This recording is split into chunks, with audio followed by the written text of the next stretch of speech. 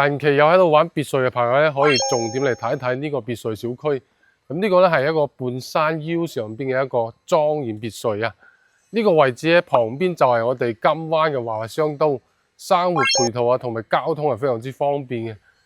好啊，我哋依家嚟到我哋花園呢一度，呢個花園就有400幾個方，非常之大啊！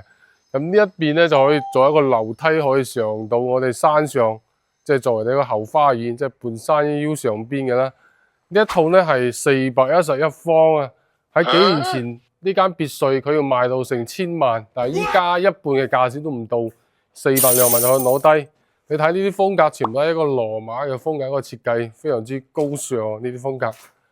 啊，可以入到我哋1樓，大概睇睇佢嘅格局。呢個係可以做一個6個房間，即係按照你屋企嘅人嚟設計咧，可以做8個房間都 OK 嘅。採光通風係非常之好嘅。咁重點嚟啦，我哋去睇一睇佢嗰個天台嘅位置，都係非常之靚嘅喎。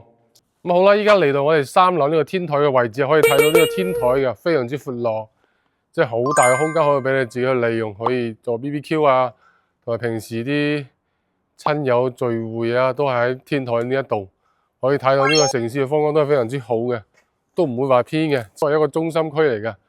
可以睇到下邊啲別墅都係人哋業主買咗㗎啦。但係你以後買咗之後，可以參考佢哋自己裝修嘅風格啦。